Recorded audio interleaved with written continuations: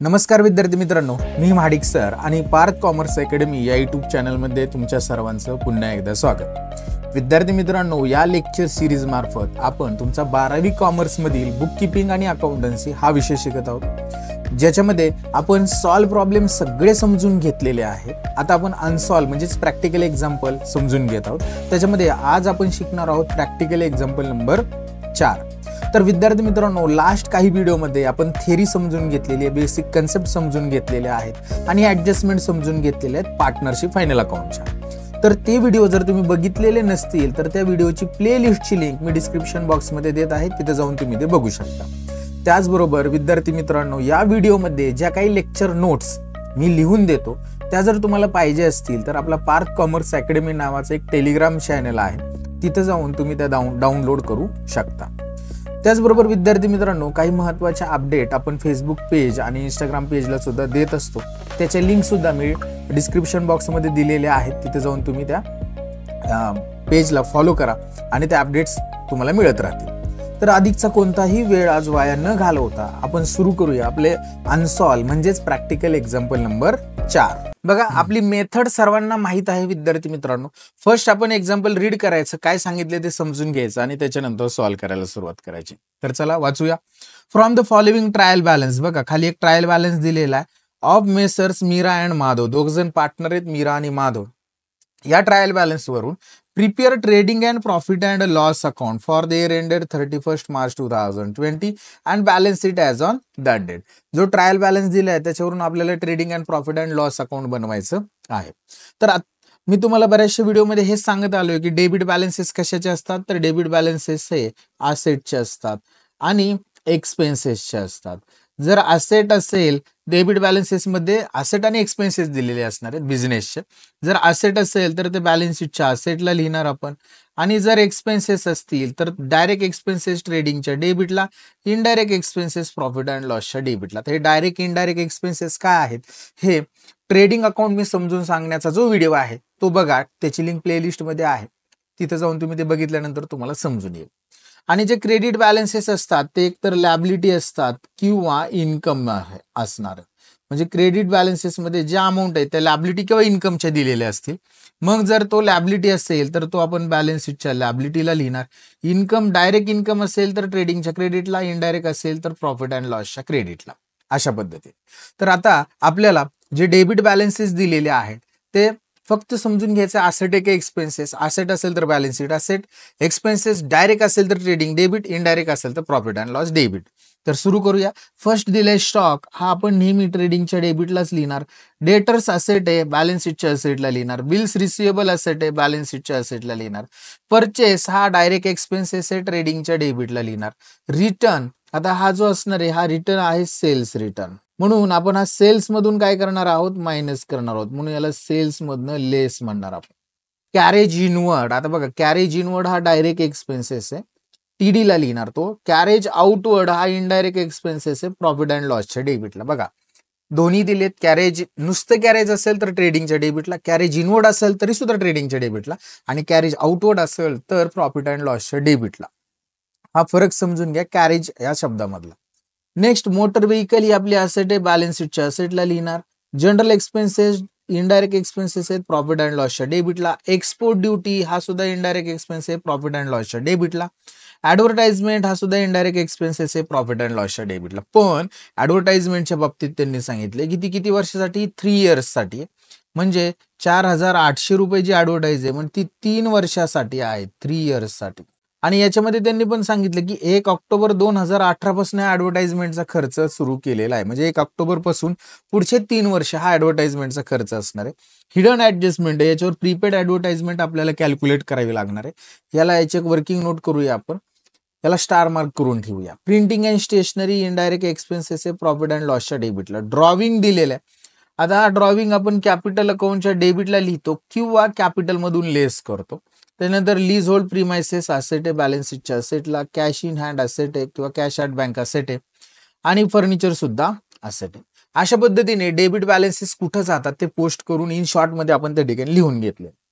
Bank overdraft credit balances मध्ये liability, balance sheet liability, bills payable liability, creditors liability. Sales हा income आहे, direct income ट्रेडिंगच्या क्रेडिटला. Outstanding rent हा सुद्धा लॅबिलिटी बॅलन्स शीटच्या लॅबिलिटीला, अनपेड वेजेस हे सुद्धा लॅबिलिटी बॅलन्स शीटच्या लॅबिलिटीला. कॅपिटल जे दिलेलं आहे हे आपलं लॅबिलिटी, परंतु आपण कॅपिटल अकाउंट फेशियल तयार करतो त्याच्या क्रेडिटला हा बॅलन्स ट्रान्सफर करणार आणि परचेस रिटर्न परचेस मधून लेस करणार. आता आपल्याला सेल्सला सुद्धा स्टार मार्क करावं लागणार आहे आणि परचेसला सुद्धा स्टार मार्क करावं लागणार. अशा पद्धतीने कोणता आयटम कुठं जातो हे इन शॉर्ट आपण समजून घेतलेले. ऍडजस्टमेंटमध्ये 5 ऍडजस्टमेंट आहेत. पहिल्या ऍडजस्टमेंटमध्ये त्यांनी सांगितले की closing stock is valued at ₹32,000. सर्वांना माहिती क्लोजिंग स्टॉकची इफेक्ट काय करतो, ट्रेडिंगच्या क्रेडिटला आणि बॅलन्स शीटच्या असेटला दुसरा इफेक्ट असणार. नंबर 2 ची ऍडजस्टमेंट काय बोलते तर ते लक्ष द्या. Provide provision for doubtful debts, म्हणजे बॅड डेब्ट्स आहेत. आपल्याला सर्वांना माहिती बॅड डेब्ट्स आपण काय करणार, डेटर्स मधून लेस करणार आणि प्रॉफिट अँड लॉसच्या डेबिटला लिहिणार. मग आपण जे डेटर्स आहेत त्या ठिकाणी जावं लागेल आपल्याला, स्टार मार्क करावा लागेल डेटर्सला. आता या ठिकाणी बॅड डेब्ट्स वगैरे जुने आहेत का बघायचं, असतील तर स्टार मार्क करायचं, नसतील तर द्या सोडून, दिलेले नाहीत. त्याच्यानंतर create reserve for discount on debtors. बघा आता डेटर्सवर डिस्काउंट आहे, हा सुद्धा डेटर्स मधूनच काय करायचा, लेस करायचा आणि प्रॉफिट अँड लॉसच्या डेबिटला लिहायचा. मग आपल्याला काय करावं लागेल, डेटर्सला पुन्हा एक स्टार मार्क करावा लागेल. आणि देन नेक्स्ट पुढे जाऊया. नंबर 4 काय सांगितले त्यांनी, value of lease hold premises on 31 March 2019. 31 March 2019ला लीज होल्ड प्रीमायसेसची व्हॅल्यू 1,00,000 झालेली. आता लीज होल्ड प्रीमायसेस बघा इथे दिलेली आपल्याला त्यांनी 1,10,000 रुपयाचे आणि ती 1,00,000 झाली म्हणजे 10,000 रुपयाने कमी झाली. हे 10,000 रुपये या लीज होल्ड प्रीमायसेस वरचं डेप्रिशिएशन आहे, ते लेस करावं लागेल त्या असेट मधनं आणि प्रॉफिट अँड लॉसच्या डेबिटला लिहावं लागेल. म्हणून लीज होल्ड प्रीमायसेसला आपण स्टार मार्क. आणि लास्ट आउटस्टँडिंग एक्सपेन्सेस मध्ये प्रिंटिंग अँड स्टेशनरीचे एक्सपेन्सेस आहे 500 रुपये, तो त्या पर्टिक्युलर एक्सपेन्सेस मध्ये आपण ऍड करणार आणि बॅलन्स शीटच्या लॅबिलिटीला लिहिणार. तर आता आपल्याला प्रिंटिंग अँड स्टेशनरी या ठिकाणी दिले, त्याला एक स्टार मार्क करूया. अतिशय सोपा प्रॉब्लेम आहे, 15 ते 20 मिनिटात आपला सॉल्व्ह करून होणार आहे. शेवटपर्यंत बघा, नक्कीच तुम्हाला समजणार आहे. चला तर मग आपण काय करूया, डेबिट बॅलन्सेस ट्रान्सफर करून घेऊया. फर्स्ट डेबिट बॅलन्सेसला आपल्याला दिलाय स्टॉक लिहिणार होतो आपण ट्रेडिंगच्या डेबिटला, म्हणून ट्रेडिंग अकाउंटच्या डेबिटला येऊया आणि त्या ठिकाणी लिहिणार टू ओपनिंग स्टॉक आणि त्याची अमाऊंट आहे ₹25,000. आउटर कॉलमला लिहिणार ₹25,000. झालं, स्टॉक संपलं. डेटर्स आपली असेट आहे, बॅलन्स शीटच्या असेटला जायचं, त्या ठिकाणी इनर कॉलमला लिहिणार आहोत आपण डेटर्स आणि त्या डेटर्सची अमाऊंट लिहिणार ₹80,500. याच्यावर 2 ऍडजस्टमेंट आहेत. पहिल्या ऍडजस्टमेंटसाठी 1 ओळ जागा सोडणार आणि दुसऱ्या ऍडजस्टमेंटसाठी 2 ओळी जागा सोडणार आहे आपण. डेटर्स झाल्यानंतर पुढे बिल्स रिसिवेबल, ही सुद्धा आपली असेटच आहे, बॅलन्स शीटच्या असेटला जाणार आपण आणि त्या ठिकाणी लिहिणार बिल्स रिसिवेबल आणि त्याची अमाऊंट लिहिणार ₹10,000, 10,000 रुपये. नेक्स्ट बघा आपल्याला काय दिलंय, ट्रायल बॅलन्सला परचेस दिले, ते ट्रेडिंगच्या डेबिटला लिहायचे टू परचेस आणि याच्यातून लेस रिटर्न आहेत म्हणून परचेस मधून म्हणणार लेस रिटर्न. आता हे रिटर्न जे आहे ते परचेस रिटर्नच असतात म्हणून आपण त्या ठिकाणी आता जो शब्द दिलाय तोच वापरलाय आणि परचेसची अमाऊंट आहे 2,08,500. इनरला लिहिलं, 1 ओळ जागा सोडली. आय होप क्लिअर होतंय तुम्हाला. रिटर्न जे आहेत हे सेल्स रिटर्न आहेत. आता हे सेल्स मधून मायनस करायचे 1,000. सेल्स आपल्याला ट्रेडिंगच्या क्रेडिटला लिहावं लागेल बाय सेल्स. त्याची अमाऊंट ज्या वेळेस भेटेल त्यावेळेस लिहूया आपण, तिथून फक्त लिहा लेस रिटर्न आणि अमाऊंट लिहिणार ₹1,000 इनर कॉलमला. देन नेक्स्ट पुढे जाऊया, कॅरेज इनवर्ड. आता हा कॅरेज इनवर्ड जो आहे आपला डायरेक्ट एक्सपेन्सेस आहे, ट्रेडिंगच्या डेबिटला लिहू carriage inward, to carriage inward आणि त्याची अमाऊंट लिहिणार ₹3,000. आउटरला लिहू आपण ₹3,000 रुपये. कॅरेज इनवर्ड झाल्यानंतर कॅरेज आउटवर्ड हा आपला इनडायरेक्ट एक्सपेन्सेस आहे, हा प्रॉफिट अँड लॉसच्या डेबिटला लिहिणार आपण टू कॅरेज इनवर्ड आउटवर्ड आणि त्याची अमाऊंट लिहिणार आपण ₹4,500 आउटरला 4,500. आय होप इथपर्यंत क्लिअर आहे. कॅरेज इनवर्ड झाल्यानंतर मोटर व्हेकल आपली असेट आहे, बॅलन्स शीटच्या असेटला जाऊया आणि त्या ठिकाणी लिहूया मोटर व्हेकल आणि त्याची अमाऊंट लिहिणार आहोत मोटर व्हेकलची आउटर कॉलमला ₹55,000, 55,000. सर ऍडजस्टमेंट वगैरे काही नाही त्याच्यामुळे डायरेक्ट आउटरला लिहिणार. त्याच्यानंतर जनरल एक्सपेन्सेस प्रॉफिट अँड लॉसच्या डेबिटला 1,800 येऊया प्रॉफिट अँड लॉसच्या डेबिटला, त्या ठिकाणी लिहायचं टू जनरल एक्सपेन्सेस, अमाऊंट लिहिणार ₹1,800. नेक्स्ट एक्सपोर्ट ड्युटी, हा देखील आपला एक्सपेन्सेस आहे, हा पण प्रॉफिट अँड लॉसच्या डेबिटलाच लिहायचा टू एक्सपोर्ट ड्युटी आणि त्याची अमाऊंट लिहिणार आपण ₹900 900. देन नेक्स्ट ॲडव्हर्टाइजमेंट हा आपली एक्सपेन्सेसच आहे. आपण प्रॉफिट अँड लॉसच्या डेबिटला लिहूया टू ॲडव्हर्टाइजमेंट आणि त्याची अमाऊंट लिहिणार 4800. आणि बघा याच्यावर हिडन ॲडजस्टमेंट आहे, त्याच्यामुळे याची वर्किंग नोट आपण लगेचच करूया. प्रीपेड ॲडव्हर्टाइजमेंटची वर्किंग नोटला नाव द्यायचं calculation of prepaid advertisement. Number 1 ची वर्किंग नोट असेल कॅल्क्युलेशन ऑफ प्रीपेड ॲडव्हर्टाइजमेंट. आणि पहा आपल्याला या ठिकाणी टोटल ॲडव्हर्टाइजमेंट किती दिलेली आहे, तर टोटल ॲडव्हर्टाइजमेंट आहे सर 3 वर्षाची. टोटल ॲडव्हर्टाइजमेंट दिलेली आपल्याला 3 वर्षाची दिलेली. किती दिलेली? ₹4800 आहे फॉर 3 इयर्स. म्हणजे आपण हे 4800 जे आहेत ते काय करणार, 3 वर्षासाठी जर वाटले तर आपल्याला पहिल्या वर्षीसाठी ॲडव्हर्टाइजमेंटचा खर्च येणार आहे first year, second year and third year असं समजूया. फर्स्ट इयरसाठी येणार आहे आपला ₹1600, सेकंड इयरसाठी सुद्धा 1600 आणि थर्ड इयरसाठी सुद्धा 1600. हे 2 वर्ष जे आहेत हे पुढचे 2 वर्ष आहेत. पुढचे काय 2 वर्ष आहेत म्हणजे हे प्रीपेडच आहेत, ऑलरेडी प्रीपेड आहे. तर ते किती प्रीपेड? ₹3200, ₹3200 तर इथंच प्रीपेड झाले. आता जो खर्च आपल्याला फर्स्ट इयरचा आहे हा कधीपासून केलेला आहे? ऑन 1 ऑक्टोबर 2018 म्हणजे आपलं वर्ष सुरू झालं तर 1 एप्रिलला. एप्रिलपासून ऑक्टोबरपर्यंत हा खर्च केला नव्हता, म्हणजे त्या वर्षातले 6 महिने संपले होते. शिल्लक जे 6 महिने होते ऑक्टोबर पासून ते मार्च पर्यंतच, एवढा 6 महिन्याचाच खर्च आपला या वर्षीचा खर्च असणार आहे, राहिलेला प्रीपेड असणार आहे. म्हणजेच याच्यामध्ये आपल्याला अकाउंटिंग इयरचं जे दिलेलं आहे याचे 2 भाग पडणार. 6 मंथ जे असणार आहेत आपले त्या वर्षातले तेवढाच खर्च आपल्याला दाखवावा लागणार आहे आणि राहिलेला जो पुढचा असणार आहे 6 महिन्याचाच दाखवायचा प्रीपेड असणार आहे. तर तो कसा? बघा खर्च कधी सुरू केलाय? 1 ऑक्टोबर पासून, म्हणजे 1 ऑक्टोबर पासून आपलं वर्ष संपणार 31 मार्च पर्यंत. या वर्षातले फक्त 6 महिनेच तो ॲडव्हर्टाइजमेंटचा खर्च असणार आहे, राहिलेले पुढचे 6 महिने पुढच्या वर्षाचा आहे. म्हणजे जो 1600 पूर्ण वर्षाचा जो घेणार आहे पहिल्या वर्षीचा, त्यातला आपल्या अकाउंटिंग इयरमध्ये त्या वर्षातले फक्त 6च महिने येतात, म्हणून आपण 6 महिन्याचा खर्च फक्त घेणार. तर या 1600 पैकी फक्त ₹800 जो असणार आहे तो आपला ऍक्च्युअल एक्सपेन्सेस असणार आहे, ऍक्च्युअल ॲडव्हर्टाइजमेंट. आणि राहिलेले जे ₹800 असणार आहेत हे प्रीपेड असणार आहेत. हे प्रीपेड हे काय असणार आहेत? प्रीपेड. म्हणजे थोडक्यात आपल्याला आता टोटल प्रीपेड किती होणार आहेत बघा. टोटल प्रीपेड जे होणार आहेत ते बघा हे ₹3200 असे टोटल जे प्रीपेड असणार आहेत ते पहा. जुने ₹3200 आणि आता या वर्षीतले आपले ₹800. जुने म्हणजे पुढच्या 2 वर्षाचे 3200 आणि हे 800. टोटल जे असणार आहे ₹4000 जे असणार आहेत आपले प्रीपेड ॲडव्हर्टाइजमेंट असणार आहे. किती रुपये? ₹4000 आपण प्रीपेड ॲडव्हर्टाइजमेंट. म्हणजे ₹800 आपल्याला ऍक्च्युअल एक्सपेंडिचर आहे करंट इयरचा, म्हणून त्याला आपण म्हणणार actual advertisement of current year. किती? फक्त ₹800. मग हा ₹4000 आपला भविष्यातला आहे म्हणजे प्रीपेड आहे. हा 4000 आपण आपल्या ॲडव्हर्टाइजमेंट मधून लेस करणार. ॲडव्हर्टाइजमेंट ज्या ठिकाणी लिहिले त्या ठिकाणी लिहायचं लेस प्रीपेड ॲडव्हर्टाइजमेंट. अमाऊंट लिहिणार ₹4000 अँड ₹800 जो असणार आहे तोच फक्त खर्च आहे, म्हणून तोच आपण या वर्षीचा 6 महिन्याचा खर्च ₹800 दाखवणार आउटरला. आणि हे प्रीपेड ॲडव्हर्टाइजमेंट बॅलन्स शीटच्या असेटला लिहून टाकायचं प्रीपेड ॲडव्हर्टाइजमेंट. कारण की भविष्यातला खर्च आत्ताच पेड केला, बेनिफिट भविष्यात भेटणार आहे. मग ज्याचा बेनिफिट भविष्यात भेटतो किंवा घेतो ते आपली असेट असते. मग हे प्रीपेड ॲडव्हर्टाइजमेंट ₹4000 ही आपली असेट असणार, म्हणून ते बॅलन्स शीटच्या असेटला आपण मेन्शन केलं. महत्वाची ऍडजस्टमेंट होती ॲडव्हर्टाइजमेंटची समजून घेतलेली. Printing and stationery profit and लॉसच्या डेबिटला इनरला लिहिणार आहोत टू प्रिंटिंग अँड स्टेशनरी, कारण की याच्यावर ऍडजस्टमेंट आहे. आणि याची जी अमाऊंट असणार आहे ती अमाऊंट आपण त्या ठिकाणी लिहूया ₹1200. दॅन नेक्स्ट ड्रॉविंग दिलेले आपल्याला मीरा अँड माधवचं. आपण आपले कॅपिटल अकाउंट तयार केलेले, तर त्या कॅपिटल अकाउंटच्या डेबिट साईडला आपण ते ड्रॉविंग पोस्टिंग करून घेणार आहोत. चला कॅपिटल अकाउंटच्या डेबिटला लिहिणार 2 ड्रॉविंग्स आणि अमाऊंट लिहिणार आहोत आपण त्या ठिकाणी 3500 आणि ₹2000.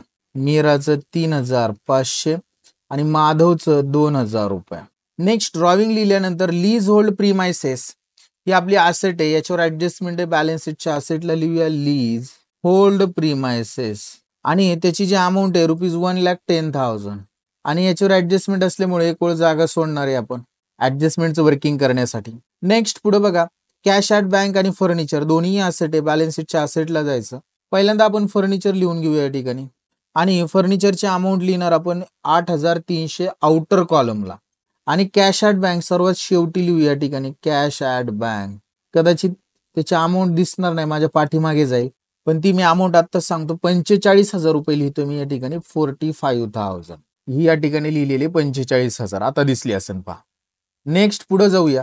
आता हे डेबिट बॅलन्सेस ट्रान्सफर झाले. क्रेडिटमध्ये बँक ओव्हरड्राफ्ट लॅबिलिटी, बॅलन्स शीटच्या लॅबिलिटीला 3-4 ओळी जागा सोडायची आणि त्याच्यानंतर लिहायचं बँक ओव्हरड्राफ्ट. बँक ओव्हरड्राफ्टचा O/D लिहितो मी आणि त्याची जी अमाऊंट आहे ती लिहिणार आपण 5,000 रुपीज ओनली. 5,000 रुपये झालं. बँक ओव्हरड्राफ्ट झाल्यानंतर बिल्स पेएबल लॅबिलिटी 12,500 हे सुद्धा बॅलन्स शीटच्या लॅबिलिटीलाच लिहिणार आपण. बिल्स पेएबल आणि त्याची अमाऊंट लिहूया आपण 12,500 रुपये. 12,500. दॅन नेक्स्ट क्रेडिटर्स, आपली ही पण लॅबिलिटी आहे 68,000 हे सुद्धा बॅलन्स शीटच्या लॅबिलिटीलाच लिहिणार. क्रेडिटर्स 38,000 रुपये. दॅन नेक्स्ट क्रेडिटर्स झाल्यानंतर सेल्स आहे, ही सुद्धा आपला इन्कम आहे पण हा डायरेक्ट इन्कम आहे. ट्रेडिंगच्या क्रेडिटला बघा बाय सेल्स लिहून ठेवले, फक्त अमाऊंट लिहा त्या ठिकाणी सेल्सची 3,25,000 आणि त्यातनं हे सेल्स रिटर्न वजा झाले तर आउटरला येतील 3,24,000 रुपये. सेल्स झालं. नेक्स्ट आउटस्टँडिंग रेंट आपली लॅबिलिटी आहे. आता बघा हे आउटस्टँडिंग एक्सपेन्सेस नावाचं एक हेडिंगच देऊ आपण बॅलन्स शीटच्या लॅबिलिटीला. बॅलन्स शीटच्या लॅबिलिटीला हेडिंगच देऊ आउटस्टँडिंग एक्सपेन्सेस आणि त्याला अंडरलाईन करू आणि याच्यामध्ये आपल्या जेवढ्या आउटस्टँडिंग ऍडजस्टमेंटमध्ये सुद्धा असतील आणि ट्रायल बॅलन्सला सुद्धा दिलेल्या आउटस्टँडिंग एक्सपेन्सेस ज्या असतील त्या आपण या ठिकाणी लिहिणार. पहिल्यांदा आउटस्टँडिंग रेंट 2,000 लिहून घेऊ. पहिल्यांदा लिहू आउटस्टँडिंग रेंट किंवा नुसतं रेंट लिहिलं तरी चालेल. रेंट कारण की वर आउटस्टँडिंग तर लिहिलेच आपण ₹2,000. त्याच्यानंतर पुढे दिलेले अनपेड वेजेस. अनपेड वेजेस म्हणजे आउटस्टँडिंग वेजेसच आहेत 1,500. मग ते सुद्धा लिहूया. नुसतं वेजेस लिहूया आपण. शब्द वेगळे वापरलेत त्यांनी, घाबरून जायची गरज नाही. Unpaid wedges 1,500. दॅन नेक्स्ट आता बघा कॅपिटल दिलेले आपल्याला. कॅपिटल आपण आपल्या कॅपिटल अकाउंटच्या क्रेडिटला जाणार आणि त्या ठिकाणी लिहिणार बाय बॅलन्स ब्रॉट डाऊन आणि त्याची जी अमाऊंट आहे ती आपण अमाऊंट लिहिणार आहोत त्या ठिकाणी 75,000 75,000 75,000 आणि 75,000. दॅन नेक्स्ट कॅपिटल झाल्यानंतर मीरा आणि माधवचं कॅपिटल लिहिलं. परचेस रिटर्न परचेस मधून लेस करायचं आपण. तर आपण आता हे परचेस ट्रेडिंगच्या डेबिटला लिहिले त्या ठिकाणी यायचं, तिथं लिहिलं आपण लेस परचेस रिटर्न जे लिहिले त्याची फक्त अमाऊंट लिहा ₹1,000. बघ 2,08,500 मधनं 1,000 जर वजा झाले तर 2,07,500 रुपये आउटरला राहणार आहे. अशा पद्धतीने आपण सगळे debit balances credit balances transfer केले. हे एवढंच सोपं आहे. कधी सोपं होईल? ज्या वेळेस तुम्ही सुरुवातीपासून सगळे इच अँड एव्हरी व्हिडिओ बघताल त्यावेळेस माझी गॅरंटी की तुम्हाला अशाच पद्धतीने ट्रान्सफर करता येणार आहे. कारण की सुरुवातीचा भाग खूप महत्वाचा आहे कोणत्याही टॉपिक मधला. दॅन नेक्स्ट पुढे जाऊया आपण. बघा आता ऍडजस्टमेंट आहेत. ऍडजस्टमेंटमध्ये फर्स्ट ऍडजस्टमेंट त्यांनी सांगितली की क्लोजिंग स्टॉक इज व्हॅल्यूड 32,000. आपल्याला माहिती क्लोजिंग स्टॉक आपण ट्रेडिंगच्या क्रेडिटला लिहिणार बाय क्लोजिंग स्टॉक. अमाऊंट लिहिणार आहोत 32,000. झालं. दुसरा इफेक्ट याचा बॅलन्स शीटच्या असेटला क्लोजिंग स्टॉक. कदाचित अमाऊंट माझ्या डोक्याच्या मागे दिसत असेल पण ती 32,000 मी लिहिलेली आहे. Next provision for bad and doubtful debts. बघा आता हे जो RDD आहे तो डेटर्स मधून लेस करायचा 2,000 रुपये. डेटर्स बॅलन्स शीटच्या असेटला लिहिलेत त्या ठिकाणी जायचं म्हणायचं लेस बॅड डेब्ट्स. RDD नाही तो बॅड डेब्ट्स आहे. लेस बॅड डेब्ट्स. अमाऊंट लिहिणार ₹2,000. बघा 80,000 मधनं 2,000 रुपये आपण काय करणार आहोत वजा करणार आहोत. तर आपल्याला आउटर कॉलमला 80 मधनं 2 गेले 78,000. इनरलाच लिहावे लागतील 78,500 रुपये कारण की याच्यावर अजून एक ऍडजस्टमेंट आहे. नेक्स्ट आता याचा दुसरा इफेक्ट द्यायचा राहिला. दुसरा इफेक्ट प्रॉफिट अँड लॉसच्या डेबिटला यायचं आणि त्या ठिकाणी लिहायचं 2 बॅड डेब्ट्स आणि त्याची अमाऊंट लिहिणार ₹2,000. नेक्स्ट पुढे जाऊया. Create reserve for discount on debtors 3%. आता डेटर्स तर बॅलन्स शीटच्या असेटलाच लिहिले, त्या ठिकाणी पुन्हा एकदा जायचं आणि त्या ठिकाणी लिहायचं less reserve for discount on debtors 3%. बघा 78,500 वर 3% जर काढले आपण तर ते 2,355 रुपये येणार. ते वजा होतील 78,500 मधून, तर आपल्याला आउटरला भेटणार आहेत 76,145. आणि हा असेट कमी होल्यामुळे लॉस आहे. प्रॉफिट अँड लॉसच्या डेबिटलाच लिहायचा टू डिस्काउंट ऑन डेटर्स आणि अमाऊंट लिहिणार आहोत त्याची 2,355 2,355 रुपीज.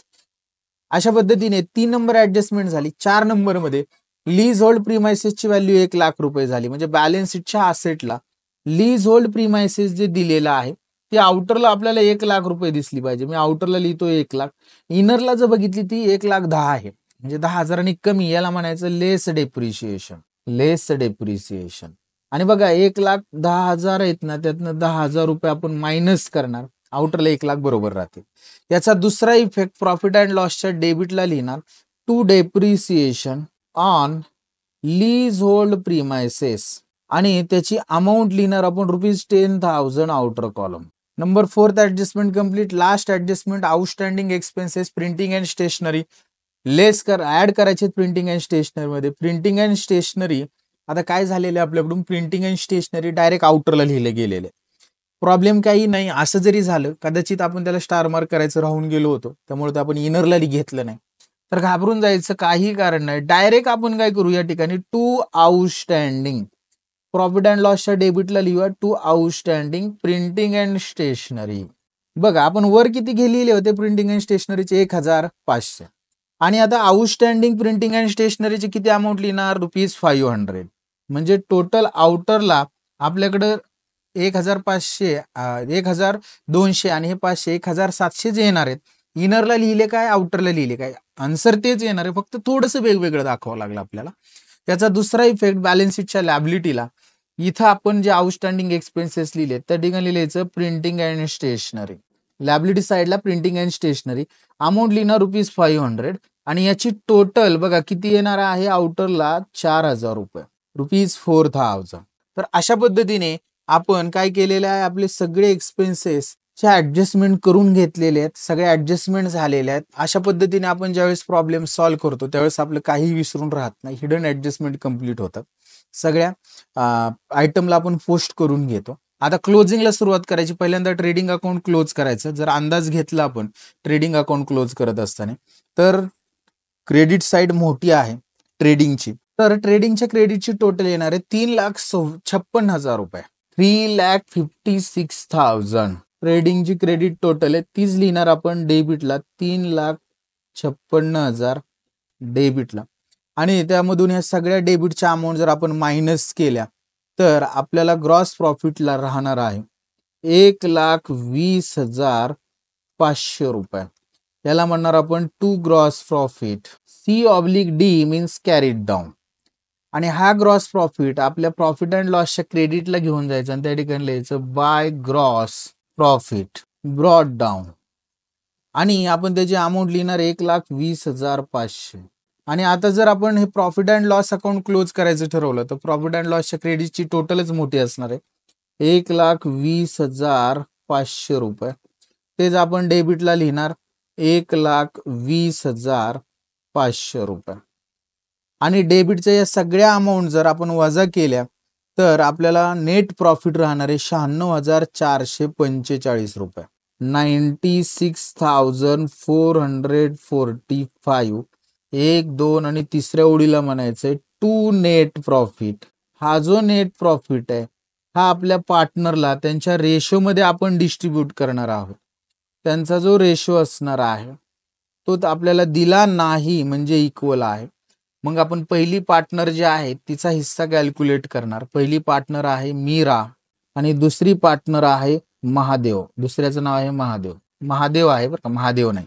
आणि दोघांना जर इक्वल वाटला हा नेट प्रॉफिट तर आपल्याला 48,223 रुपये आणि दुसऱ्याला 48,222 रुपये अशा पद्धतीने भेटणारे हा नेट प्रॉफिट आपण आपलं करंट अकाउंट जे तयार केलेले त्या करंट अकाउंटच्या क्रेडिटला घेऊन यायचा आणि त्या ठिकाणी लिहायचं बाय नेट प्रॉफिट.